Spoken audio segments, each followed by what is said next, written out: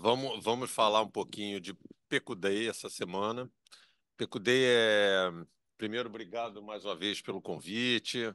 É sempre bacana a gente parar um pouquinho o que a gente faz no dia a dia para fazer um estudo, embora a gente está sempre lendo durante a semana, mas quando convida a gente para fazer esse estudo, a gente dá uma paradinha um pouco mais extensa, lê um pouquinho com um pouco mais de atenção, procura outras fontes, embora eu já tenha comentado que esse ano o meu exercício, em geral, ele tem ficado bem focado em cima do Rumash, né?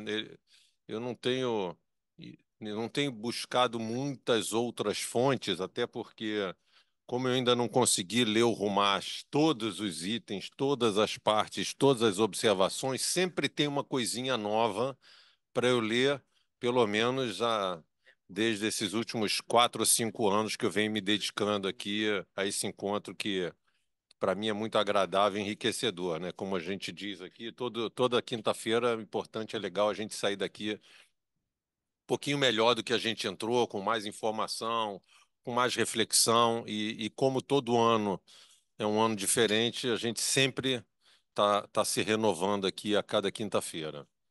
Eu ia comentar, Vitor, sobre a questão da música, que de alguma forma eu acho curioso, porque ah, depois de 7 de outubro, quer dizer, aos poucos, pela, você vê pelas comunidades, as pessoas vão tomando a sua vida de certa forma normal. Óbvio que a gente está sempre focado e concentrado no que acontece em Israel, na discussão o tempo todo, na contra-informação o tempo todo. É um negócio exaustivo, mas a gente não pode parar. Mas eu acho que a tua reflexão ela é boa e talvez valha a pena começar a pensar em voltar com a música, porque a gente não pode ficar congelado 100%, mesmo depois de 5 meses e com uma situação absolutamente é, travada, né?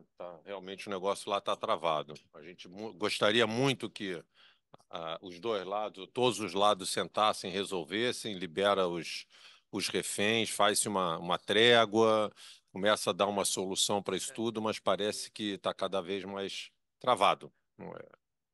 Talvez por um pouco de intransigência, e eu não achei nada relativo à intransigência nessa paraxá, mas talvez honestidade, transparência e eficiência, que foram as palavras que eu coloquei ontem no texto lá do Ari News, né, repetindo, honestidade, transparência e eficiência, talvez tenha a ver um pouquinho com essa situação toda. Mas vamos falar aqui de Pecudei, né, que são os registros. Pecudei é o último trecho, é a última paraxá de Êxodo, né? É, eu acho que a gente já está há várias semanas falando de tabernáculo. A gente está há várias semanas falando da construção do Mishkan, das roupas, dos sacerdotes, é, de doações que o povo vem fazendo. Comentamos aqui uma coisa muito legal, que o povo chegou a fazer tanta doação, que Moisés teve que pedir para parar, que aí, né, discute-se esse espírito de comunidade, da necessidade da gente estar sempre reforçando e se reforçando pelo nosso próprio bem. Mas agora chegou um momento, né? A gente já está mais ou menos um ano ali parado na beira do deserto, depois que cruzou o mar, saiu da escravidão, teve uma formação grande na constituição do povo, né, como povo, né, sob a liderança de Moisés, e agora chegou assim o momento de dar um confere geral, né? Então eu vou dar uma rápida lida em algumas coisinhas que eu escrevi, né? O PQD está diretamente ligado às 3 ou 4 paraxotas anteriores que a gente vem descrevendo, Deus vem descrevendo para Moisés o modelo, né, tudo que precisava fazer com medidas precisas, todos os detalhes de roupas, de como todos devem participar, etc. e tal. E agora chegou essa hora da conferência, né? Pecudei, a gente sabe, é traduzido como registro. Fala-se muito, você vê em alguns em estudos, fala sobre a paraxá dos contadores, mas pode ser também a paraxá dos administradores, né? Aí vou deixar essa discussão para quem administra, para quem é contabilidade, né?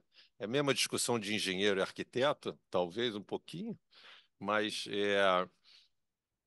eu acho que nesse momento Moisés resolve fazer um double check em tudo que foi feito e organizado nas últimas três para-shot, né? Eu não sei qual é o espaço de tempo exatamente disso que tudo isso aconteceu, mas eu fico me questionando assim que a gente tem em Moisés, em Moshe, a pessoa perfeita, ideal, líder, é, incorrigível, que não é na verdade, né? Mas por que ele teria que fazer uma prestação de contas? Qual é a necessidade de se fazer uma prestação de contas? E eu sempre penso na questão do exemplo para tudo que a gente faz na vida. Acho que nós, como, por exemplo, como filhos, somos um pouco do reflexo do exemplo que a gente vê em casa. Como pais, a gente deve dar exemplo do que a gente acha correto, seja no governo, seja nas lideranças. As lideranças são um exemplo, e o exemplo, eu acho que como é que pode dizer? É a alma do que você pretende das pessoas com quem você anda, das pessoas com quem a quem você lidera. Então, Moisés não precisava se questionar muito se ele precisava fazer essa contabilidade, mas a contabilidade tem esse lado de dar o exemplo e de mostrar para o povo que tá naquele início de jornada, né, que tudo deve ser feito corretamente, tudo deve ser feito com honestidade, tudo deve ser feito com transparência, tá? Então, acho que essa é a essência principal da necessidade de se fazer todos esses registros, tá? Eu acho que ninguém aqui discutiria a honestidade de Moisés, mas ele mesmo também não precisa discutir, ele só precisa mostrar. Precisamos ser honestos, nós vamos aqui ter uma jornada longa e é bom que a gente trate o outro sempre com honestidade o tempo todo. No meio dessa prestação de contas, tem mais uma vez a história do meio shekel, que foi um outro item, um outro ponto que me chamou a atenção nessa paraxá. E meio shekel, novamente, me lembra sempre a questão de que meio precisa do outro meio para formar uma unidade. E a comunidade, você não consegue fazer uma comunidade com meias coisas. Você precisa sempre de tudo inteiro. Então, de alguma forma, o meio cheque ele me conecta com a importância de se eu dou metade, eu preciso de outra pessoa para dar metade, portanto, a gente já faz uma unidade, pelo menos com duas pessoas, nós já conseguimos ser mais fortes, mais atuantes, no sentido de que um mais um não é dois, um mais um pode ser três, né? Pode ser muito mais forte do que apenas duas pessoas. É, eu, quando eu escrevi esse texto que publica no Ari News, eu também acrescentei a palavra eficiência. E eu falei isso, acho que uns 2 ou 3 anos atrás, até porque eu já tinha escrito algumas coisas sobre PQD e eu gosto muito dessa questão da eficiência, pensando em eficiência e eficácia, que sempre foi uma questão que passou muito pela minha cabeça, em termos de trabalho, vida profissional. E aqui a gente fala muito disso, né? Tem muito sobre trabalho, tem muito sobre as pessoas certas para fazerem as atividades certas. E, e uma comunidade, ela não pode ser, né? Ela tende a ser cada vez melhor se a gente encontra as pessoas certas nos lugares certos, ou comunidade, ou qualquer coisa, uma instituição, ah, uma empresa.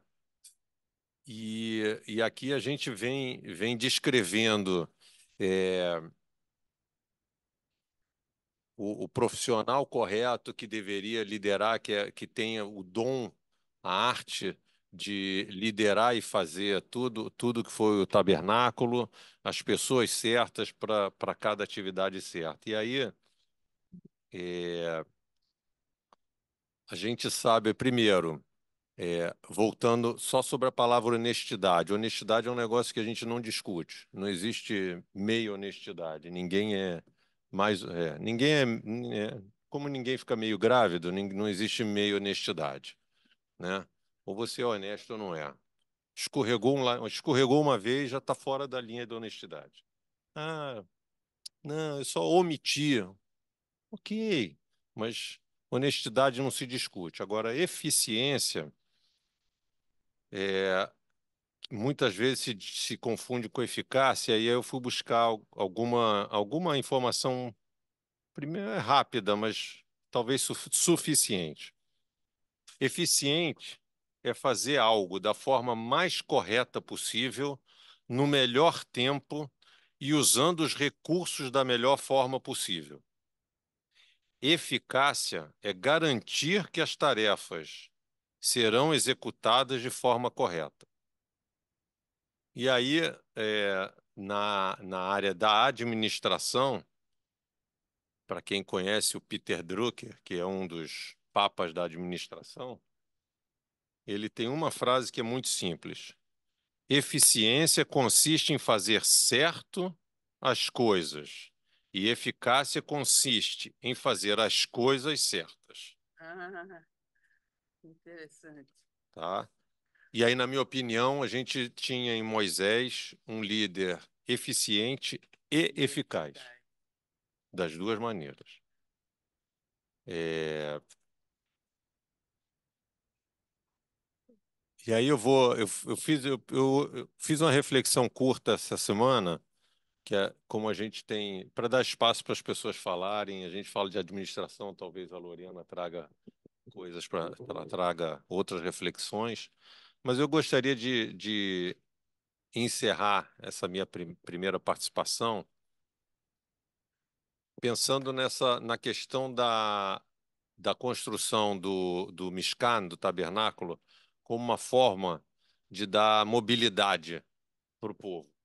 Ou seja, a gente já está parado lá um tempo e chegou a hora da caminhada, né? A gente está terminando o Êxodo, vai entrar em Levítico, né? E acho que a gente vai começar a jornada. E então também tinha essa questão importante de preparar um espaço para que Deus estivesse o tempo todo acompanhando o povo, entre o povo, seja lá como a gente queira perceber Deus nessa jornada, mas que tivesse esse espaço prático, móvel, montável e desmontável, para que o povo judeu tivesse a companhia de Deus o tempo todo durante a jornada. Tá? Então a gente está, a partir da semana que vem, vai começar a jornada em direção à Terra Prometida e é importante que a gente tenha Deus acompanhando a gente. Tá? Então é isso, boa viagem para a gente e que a gente tenha uma ótima reflexão aqui. Começar aqui. Ó, enquanto as pessoas se organizam para falar, obrigado, André, muito obrigado. Eu realmente uma viagem. Eu fiquei pensando aqui que a gente pode ser muito eficiente no erro, né? A gente pode estar errando eficientemente É o burro diligente. burro dirigente. A gente pode estar sendo perfeito no erro. Então, quer dizer, eficiente e eficaz tem que estar sempre muito bem, né, confirmado, né? O eficaz seria a direção certa, é isso? Pronto. Não, não. Mas falar sobre eficiência no erro, acho que tem uma coisa curiosa. Quantas vezes cada um aqui já deve ter vivido que uma pessoa ela comete um erro, mas muitas vezes ela comete um erro por desconhecimento e ela tem certeza que está fazendo a coisa certa. Ela não está cometendo um erro de maldade. Não. Muitas vezes você comete um erro por desconhecimento. Você, né, a vida é aprendizado o tempo todo. E muitas vezes nós temos o hábito de recriminar. Primeira coisa é recriminar. A gente nunca busca entender por que aquilo aconteceu, né? A primeira coisa é, às vezes, até com filhos nossos, né? Outro dia eu estava vendo um exemplo, é, quando uma visita na sua casa derrama o leite, você está tomando, derrama, vira um copo. Você rapidamente vai, levanta, vai lá, pega um pano, fala: Não, não foi nada, fica tranquilo, tá tudo bem, é normal, isso acontece. Agora, quando o filho seu faz isso, que isso, que loucura, você não toma conta, você não presta atenção, então, assim, É isso é, mesmo. a gente precisa olhar com um pouco mais calma. Não, mas assim, e olhar o porquê, porque onde está a raiz do problema. Então, errar acontece muitas vezes por desconhecimento e não por maldade. É isso que a gente também tem que detectar. E errar por desconhecimento é nossa obrigação, é ajudar a botar tudo no caminho correto. Quer dizer, você tem que ensinar, formar, ajudar. Para isso que a gente está sempre assim. Aliás, a discussão nossa aqui toda quinta-feira serve também um pouco para a gente aprender, falar um pouco mais e ser melhor. Poxa, mas então, essa coisa que eu achei muito interessante também é o destaque que se tem, né, dentro da obra para o apontador, né? Quem já fez uma obra, né, sabe o quão importante é você. Eu já me meti como mestre, como arquiteto, mas uma das funções mais especiais da minha obra, por exemplo, das obras que eu fiz, era saber que materiais eu tinha e que materiais eu não tinha, que precisava comprar, porque realmente, se comprar demais ou se comprar errado, o troço acaba errado e fica ineficaz, ineficiente, tudo isso que você falou aí, né? Então, o destaque muito especial para essa função de apontador do Itamar, né? O nome do meu tio faleceu prematuramente, saudosa memória.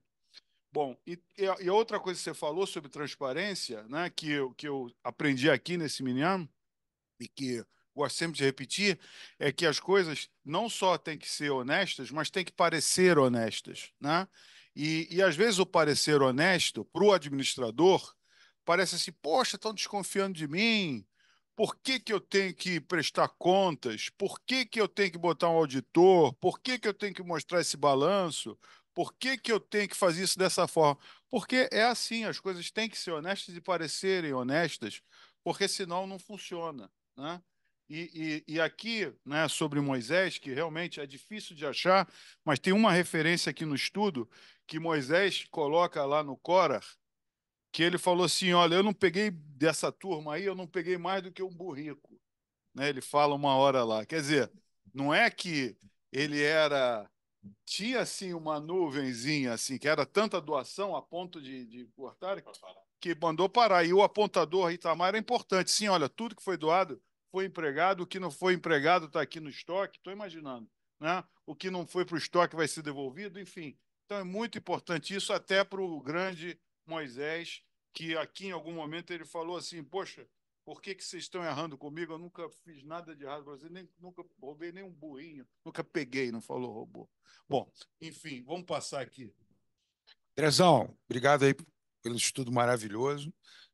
Eu deixo aqui duas perguntas, eu acho. Uma é que o André falou uma coisa muito importante. Ele falou assim: o Miss Khan foi feito na época para você ter né, não é templo, é mais um lugar onde Deus estaria sempre presente ao lado do povo.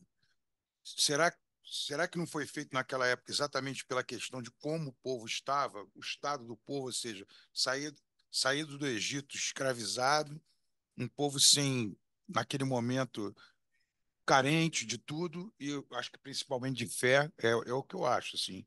Porque hoje em dia, é a pergunta que eu deixo, precisa um Misscan para você ter fé e você acreditar em Deus? Essa é a primeira pergunta. E a segunda coisa é dizer que o André falou bem na honestidade. Honestidade hoje não, sempre deveria ser pré-requisito, né? Mas não é. Infelizmente não é, né? Então, eu só acho assim, André, que a gente tem que tomar cuidado com essa questão que você falou. Se não, escorregou uma vez, então está fora da linha. Eu não sei.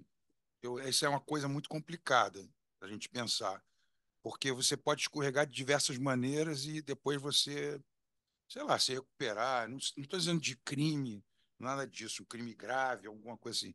Mas você pode acontecer até por uma pessoa, por exemplo, ter passado por um problema financeiro imenso, tá com fome, entrar dentro do supermercado e pegar alguma coisa que não seja dela e não pagar. Por exemplo, um exemplo que eu estou dando, simples.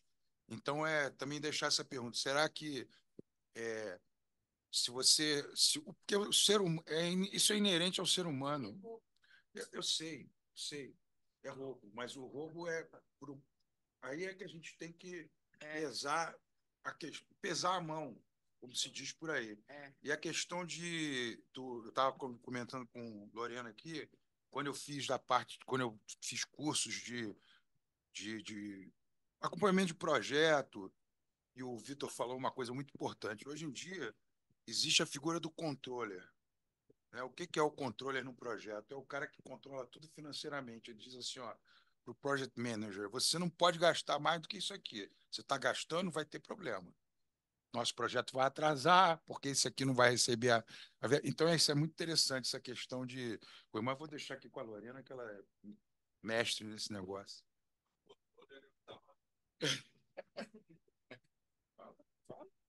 Eu tive um projeto que a gente teve que mandar uns caras para o sul do Brasil e, obviamente, não vou dizer o nome da empresa, mas quem me conhece sabe onde foi.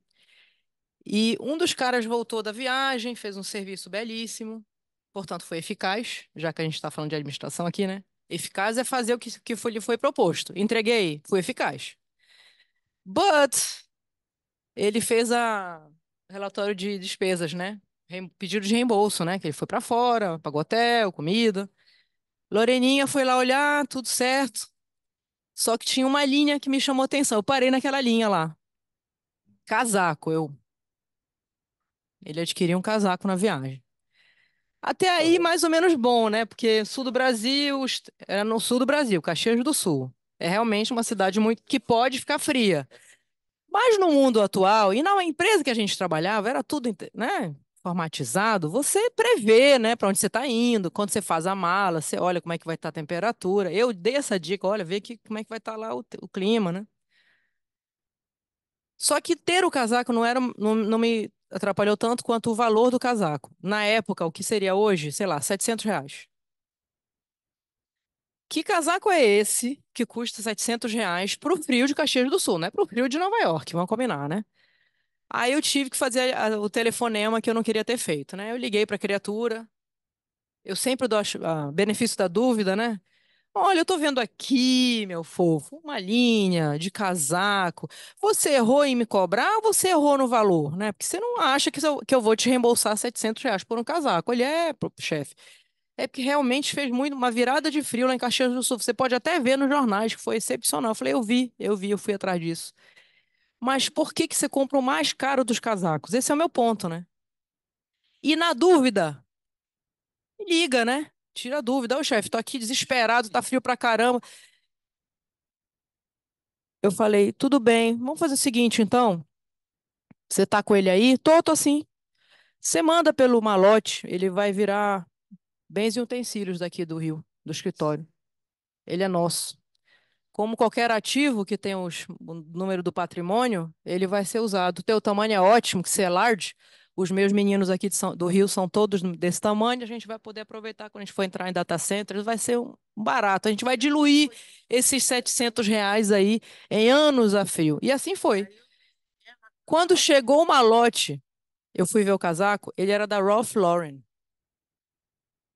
Uma marca americana, de grife, foi até barato para a marca, deve ser fake. Mas é isso que eu digo, né? Até onde é a fronteira do frio desesperador e você ir comprar um casaco e tem que ser da Ralph Lauren. Por que vai comprar da Ralph Lauren? Aí já não é honesto, né? Aí já é demais, né? Vai, vem defender agora. Mas você não foi despedida, não? E você saiu totalmente do esquema. Como Você assim? saiu do esquema totalmente, do que a gente escuta falar. Não parou nesse casaco. Não, nem... Anos depois, nós descobrimos. Ele era um cara que trabalhava em São Paulo, né? Anos depois, nós descobrimos que ele forjava recibos de táxi. Então, recibos de táxi. Então, vejam, né? Na verdade, primeira vez, você até pode dar uma chance. Eu vou concordar com o Marcelo. Mas depois a gente começa a ver que isso é crônico, é cíclico, né? E por isso que Moisés teve esse interesse de, claramente, e sem ninguém pedir, nem Deus pediu, mostrar a transparência necessária das continhas dos animais e tudo que ele gastava lá, e recebeu também de pedras preciosas. Isso é ser eficiente. Eficiente é o como. Eficácia é o quê? O quê? Eu cheguei lá, eu fui eficaz. Eficiência é como que você chegou nesse resultado, da forma mais inteligente, da forma mais barata, sem matar ninguém. É isso que é ser eficiente. O ideal é as duas juntas, claro. Nem todo mundo consegue ser gestor eficaz e eficiente, né? Tem gestor que chega no final do ano fiscal e não atinge a meta. Mas você vai olhar, ninguém pediu demissão. Na avaliação de desempenho, ele é o top performer, ele é o preferido dos funcionários, então ele criou um clima excepcional e pacífico mas não chegou na meta. Ele foi eficiente, mas não foi eficaz. E tem um vizinho dele aqui do lado, no departamento X, que bateu todas as metas e estão lá 3 funcionários de burnout, uma de licença maternidade, porque teve que, né, fazer outras coisas para poder tirar o estresse e ficou grávida. E assim por diante. Então, isso é o quê? O que é melhor, ser eficaz ou ser eficiente? Isso é muito questionável na administração. Eu lembro que isso era assunto polêmico de primeiro-anista, né? A gente sempre falava isso com o primeiro-anista, né? Eles não conseguiam entender a diferença dos dois conceitos. Mas, naturais, a gente vê isso com muita, muita evidência, especialmente nesse trecho aí do Moisés mostrando as contas dele. Isso é ser eficiente e ser eficaz. Ele mostrou que o balanço claramente e mostrou que sabia gerir, né? Ou seja, era eficiente também. Então fica para vocês aí a decisão. Podem bater o martelo a favor ou contra o funcionário. O que eu conto é, ele foi demitido alguns meses depois, pelo mesmo motivo. Vocês acham que ele foi inocente mesmo? Raul está lá para falar. Raul, a gente está vendo você.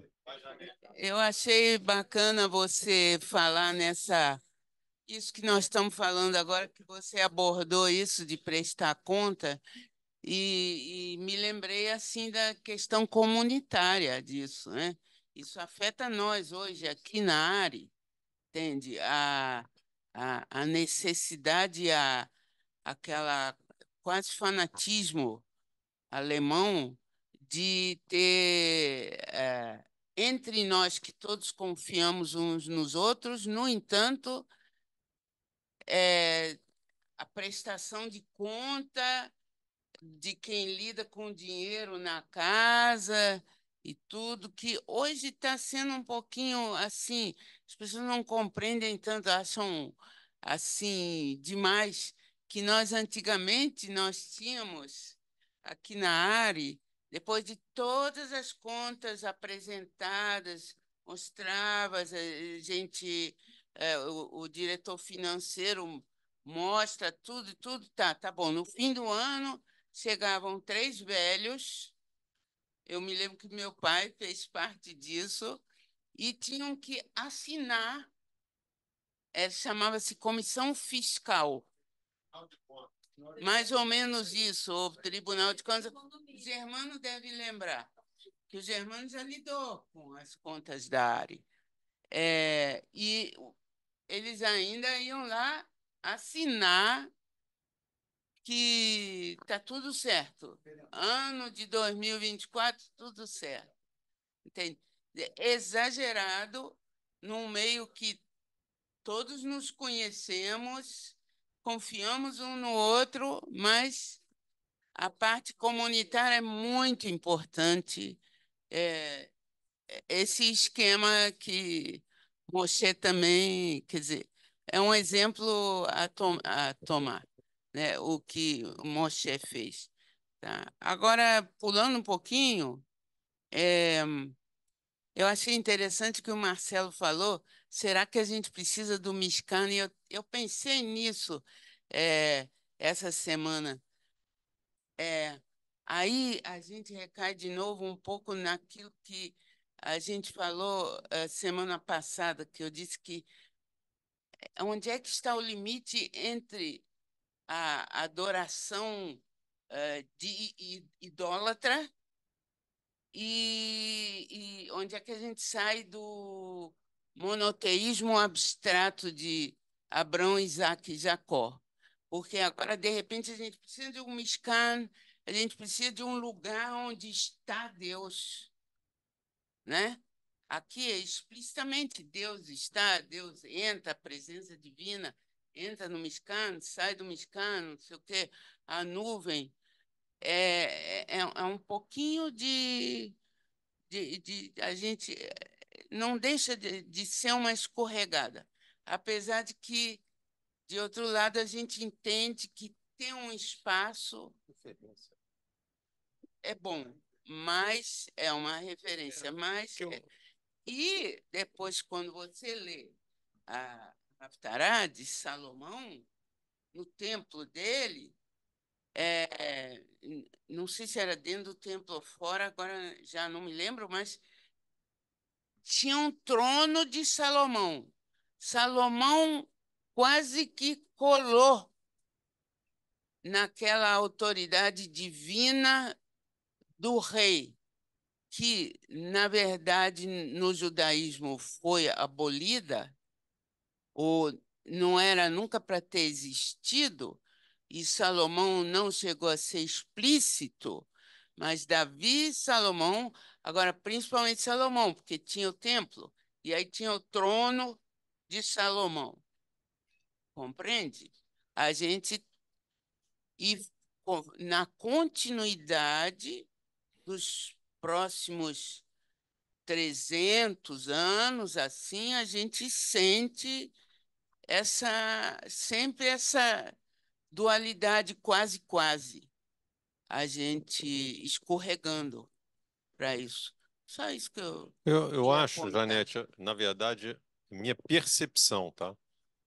Que a questão do Mishkan, o povo passou por dúvidas, né?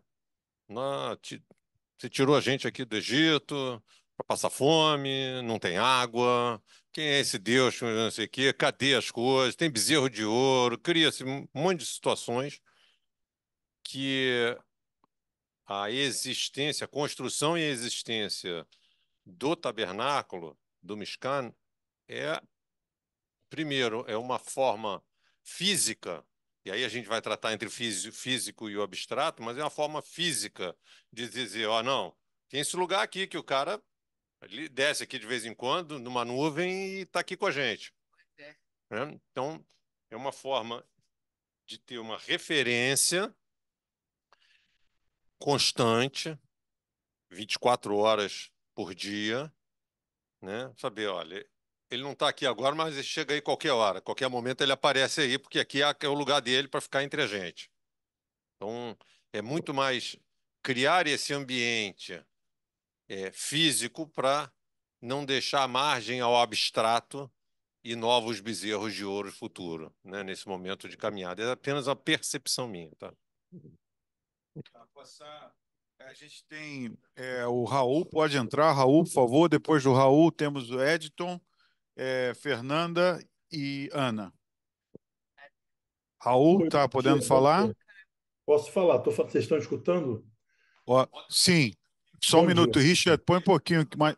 Márcio, tá, então vamos escutar Raul. Bom dia. Eu anotei um monte de coisa aqui. Vou tentar ser sintético. Começando pela questão de que o Vitor começou falando da guerra e da música. E eu tenho duas observações sobre isso. Primeiro que tem que ter música sim, Vitor. Arruma uma música adequada, certo? A música não precisa ser uma música alegre, não é carnaval, mas arruma uma música, um Shila Shalom, uma música pela paz, uma música patriótica, uma música calma, uma música, mas tem que ter, porque é a mesma questão do Mishkan. Tem que ter uma representação. Eu vou chegar a isso no final. A segunda coisa em relação. Mas eu aconselho você a pesquisar uma música bacana, e eu tenho certeza que você vai conseguir transformar a música que você tinha, aquela música muito alegre, que era adequada, para uma música adequada para o momento hoje. Existe música para todos os momentos. Isso não tem a menor dúvida. Segunda coisa, não tem nada travado na guerra aqui, né? A guerra está avançando de uma maneira muito interessante. Claro que ninguém queria essa guerra, ninguém queria o que aconteceu, ninguém queria nada, mas aconteceu e eles do lado de lá, o Hamas, conseguiu fazer a coisa de uma forma tão boçal que eles permitiram a reação de Israel muito grande. Coisa que, se eles tivessem só soltado os foguetinhos, o mundo só ia permitir que Israel soltasse os foguetinhos de volta. Mas, como eles fizeram o que fizeram, o mundo está permitindo que Israel avance devagarzinho, devagarzinho, devagarzinho, e está avançando. E então, essa ideia de que está travado, não está travado. É longo. É longo. É igual a transformação do nosso estatuto na área. A gente demorou 1 ano e meio para tirar o nomezinho lá. Então, por que a guerra vai ter que demorar menos do que 1 ano? Tá certo? Se a área demora 1 ano e meio para mudar uma linha no estatuto. A gente Mas vai chegar lá, vai chegar lá. É E é um eficiente e progresso. eficaz? Hã? Não, É isso eu não estou eficiente e nisso, isso eu não eficaz entrei esse? nisso. Não entrei nisso. E é um progresso Não entrei constante. Se nisso. você consegue ler a notícia, não o que está escrito na notícia, mas o que a notícia não diz, você vê que Israel está conseguindo fazer um trabalho muito, muito bom. Você vê pela forma do como os Estados Unidos fala. Primeiro, não pode, depois fala, pode, mas com devagar. Depois fala, não, mas cuidado com os civis. Vamos tomar cuidado com os civis. Nosso primeiro, depois os outros, mas a guerra continua. Então, nós estamos nessa coisa. Agora, voltando aqui, entrando na tolerância, na tolerância, desculpa. Entrando na questão, aliás, eu vou falar de tolerância assim antes, porque antes de entrar na Paraxá. A questão da honestidade, a honestidade evidentemente não existe como absoluto. Ela não vai ter sempre todo mundo. Mas o que nós podemos fazer é não tolerar a desonestidade. Coisa que, quando a gente vota, a gente esquece muito. A gente fala, sim, mas então não faz mal. Mas eu vou votar assim mesmo. O problema não é a honestidade, o problema é a tolerância para a desonestidade, que a gente aqui no Brasil tem uma tolerância maior do que deveria, eu acho. E aí depois a gente reclama, todo mundo é desonesto. Pô, mas a gente deixa, né? A gente deixa. Agora eu vou para Paraxá, ok? Que eu acho que é o central. Eu tenho uma visão um pouco diferente. Eu gostei muito do que o André escreveu, até escrevi para ele, e gostei muito do que o André falou. Mas eu tenho uma visão um pouco diferente. Pergunto para vocês se é realmente claro, quando você lê essa paraxá, que essa prestação de contas, que não é uma prestação de contas, essa relação do material utilizado é realmente uma prestação de contas. É isso mesmo? Tem escrito lá que alguém depois foi conferir com a pranchetinha, tic, tic, tic, tic. Eu acho que tem uma outra interpretação. Pode ter uma outra interpretação que eu queria oferecer e a gente pensa, né? Eu acho que existe uma questão em todas essas 4 paraxió, 3,5, 4. O André contou, ele sabe quantas são. Muitas paraxió, que a gente fala do como é que constrói, como é que faz, quantos quilos, quantas gramas, quanto não sei o quê. O que a gente está fazendo, o uniforme que tem que ser assim, a coisa que tem que ser assado, o que a Torá está fazendo ali, né, é dizer, olha só, e aí eu também entro na história de que precisa do Mishkan ou não. Precisa do Mishkan, tá certo? Porque tudo tem que ter uma representação física. Se a gente acha que precisa rezar, a gente tem que ter um lugar para rezar. Se a gente tem que ter um lugar para rezar, a gente tem que ter um Mishkan. Então, o Mishkan precisa, ok? Não pode, as coisas não podem ser soltas e vazias. A Janete fala muito bem. Isso já é uma materialização de algo que tinha que ser totalmente imaterial. Mas é um reconhecimento que essa natureza humana, o totalmente imaterial é para anjo. E a Torá não foi feita para anjo. Então, precisa do Mishkan. Okay? Já que precisa, vamos colocar um limite nele. Eu acho que é isso que eu leio assim, essas parashiot. Não faz mais do que isso que está sendo feito, que já é bastante suntuoso. Não faz mais. E a gente sabe, por experiência própria, que há uma tendência de sempre tentar fazer mais, principalmente em coisas religiosas. Eu quero ser mais santo. Eu quero fazer a kasherut mais estrita. Eu quero fazer a festa de Bar Mitzvah mais suntuosa possível. Quero fazer a sinagoga mais sei lá o que do mundo, que parece o Taj Mahal ou qualquer outro prédio que você quiser usar como exemplo. E a Torá fala, não, galerinha, não, não, não. O que eu quero é uma barraquinha no deserto, certo? Agora, bonita, vai. Bonita. Ouro, coisa legal, não sei o quê. Mas é uma barraquinha no deserto, tá? Então, é isso que eu quero. Então, a Torá dá essa medida. E eu acho que isso é uma lição fenomenal. Não estou falando que a questão da eficiência, a eficácia, a necessidade de controlar a honestidade da coisa, que tudo isso é bom. Não, tudo isso é muito importante, mas eu quero colocar esse adendo, não é?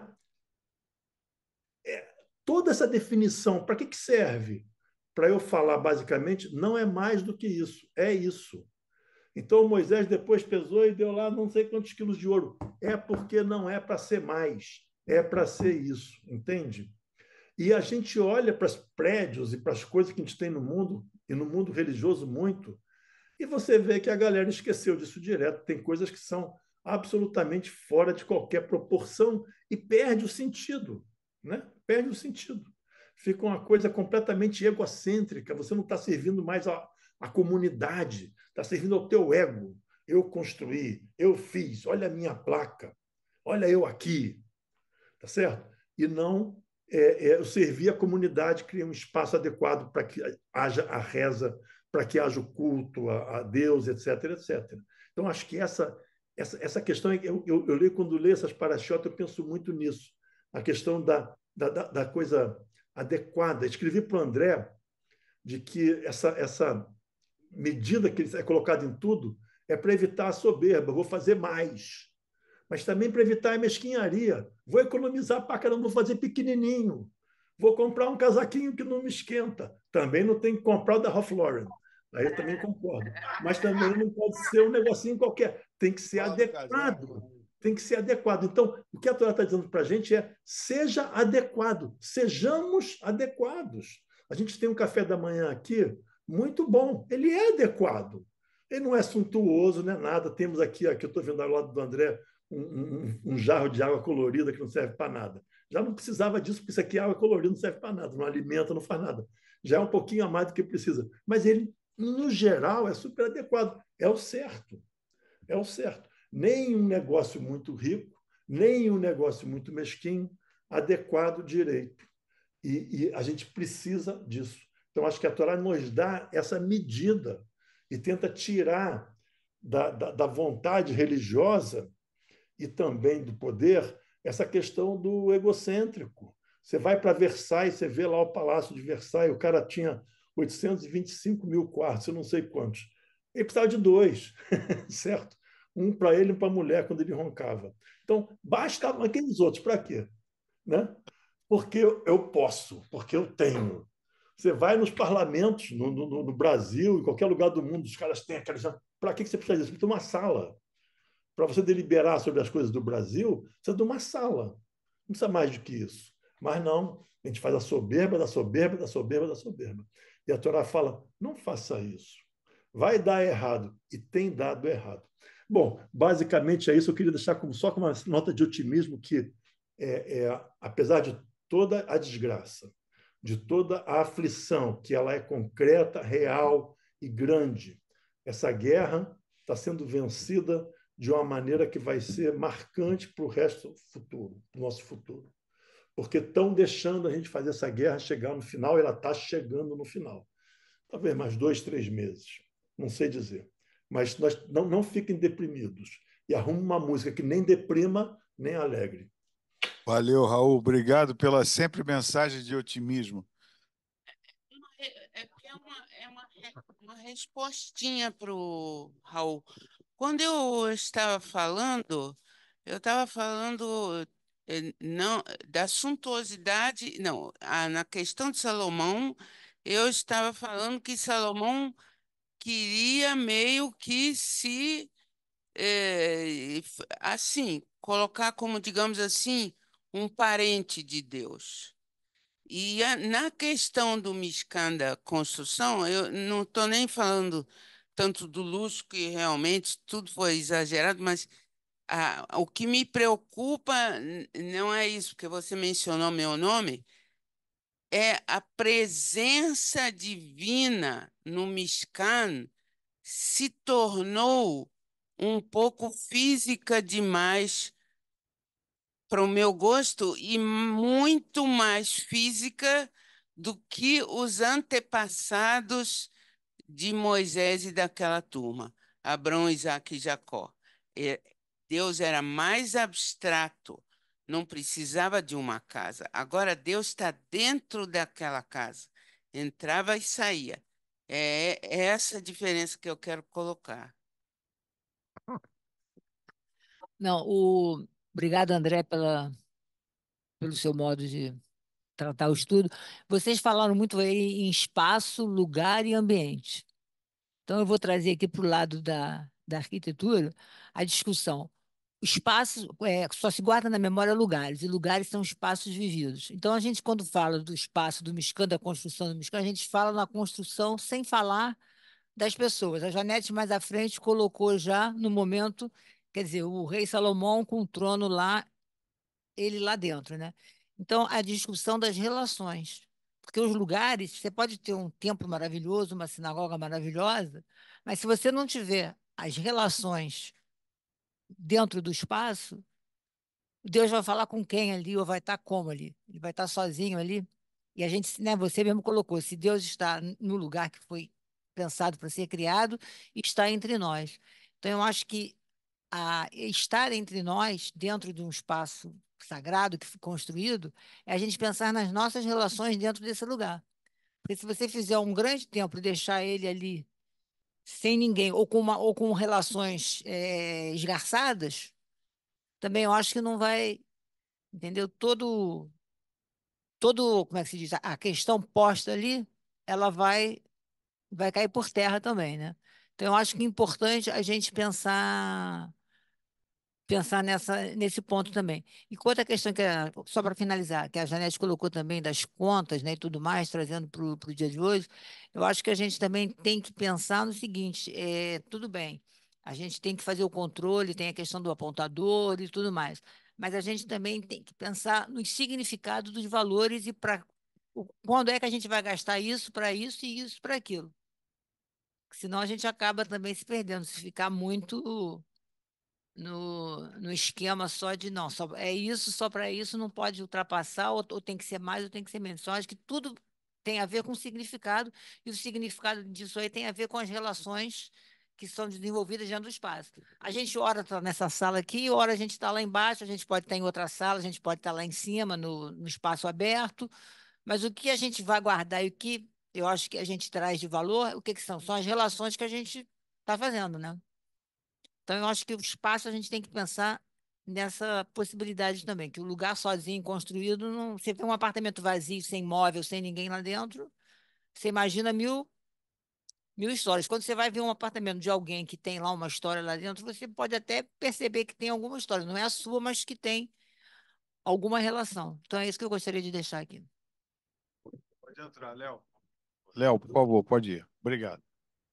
Oi, estou sendo ouvido? Sim, sim. Tá. Primeiro eu queria falar sobre o que o André falou. Eu achei fantástico esses conceitos de eficiência efetividade, eu nunca tinha prestado muita atenção nisso, né? Agora, do assunto da paraxá, eu queria passar uma experiência minha em relação a essa paraxá. Quando a minha filha foi fazer Bat Mitzvah na área, o Dario deu para ela uma paraxá para interpretar, né?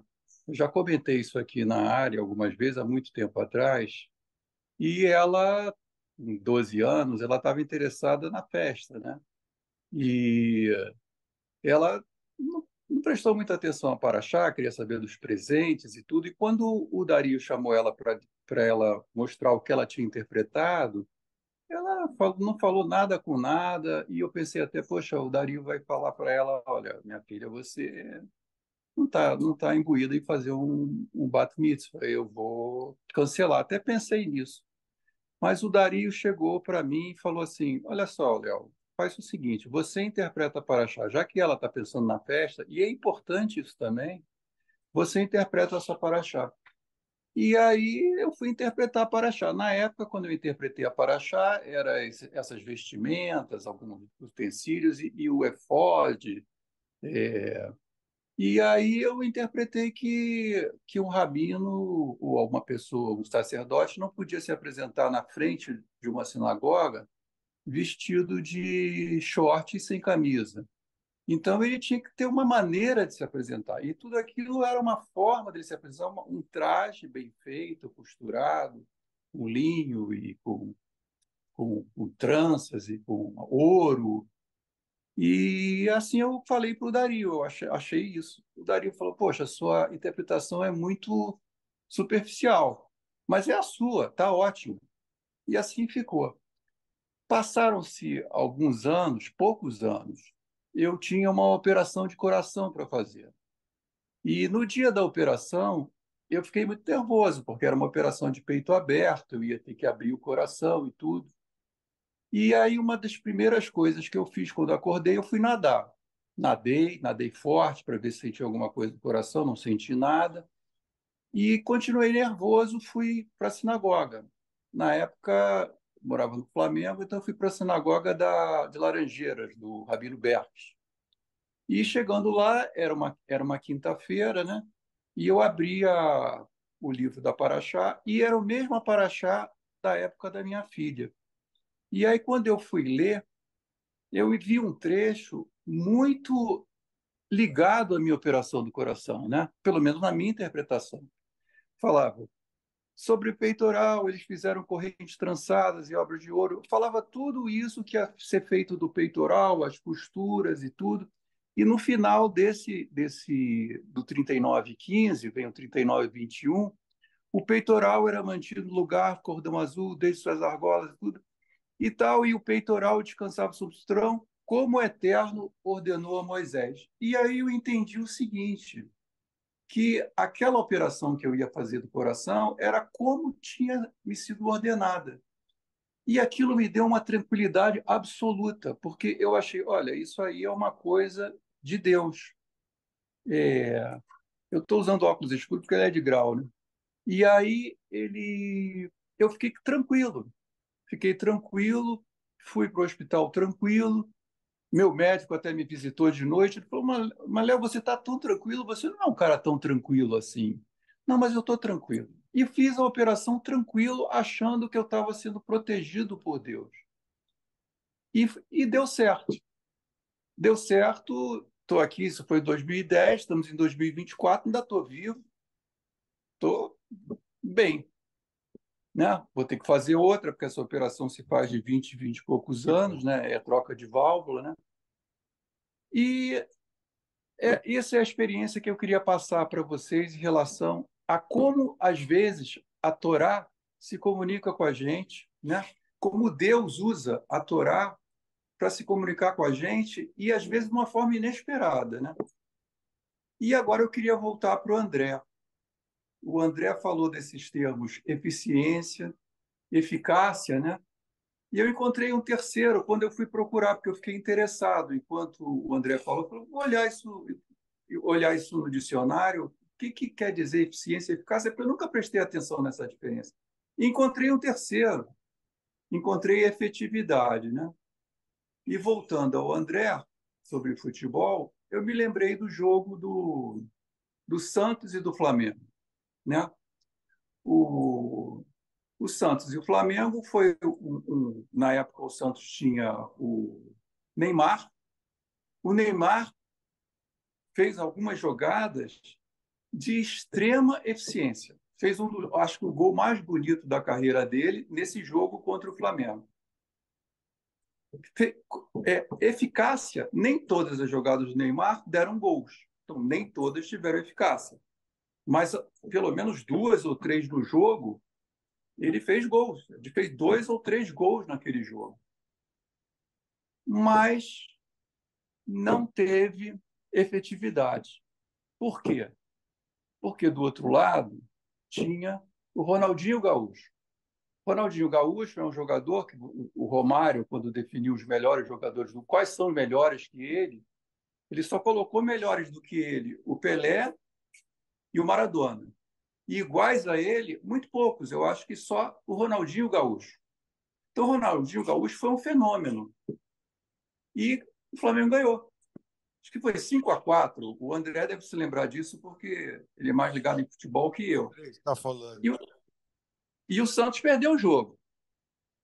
Perdeu o jogo de 5-4, né, para o Flamengo. O Santos, que é o time mais considerado no mundo inteiro até hoje. Não pela regularidade, mas pelos altos do Santos, né, por ter tido Pelé. Vou fazer o papel do Vitor aqui de encerramento. Primeiro, agradecendo ao Léo pela lembrança da efetividade, ou seja, eficácia, eficiência e efetividade, pensemos nisso. Mas o que eu queria realmente fechar lembrando, partiu essa minha reflexão do que o Raul falou, mas também começou com a Janete, que a Fernanda está falando sobre o físico, o abstrato, e como que na Torá já estava escrito, já está escrito tudo que a gente passa atualmente, tudo é cíclico. Hoje a gente fala muito de um negócio chamado phygital, para o pessoal do mundo digital.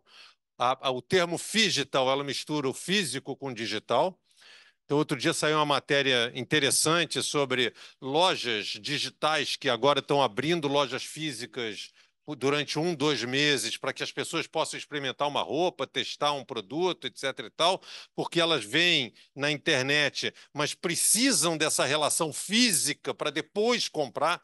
Elas ficam duvidando um pouco porque elas não têm o contato com o produto, né? E o que a gente está vendo aqui um pouco é isso, na verdade.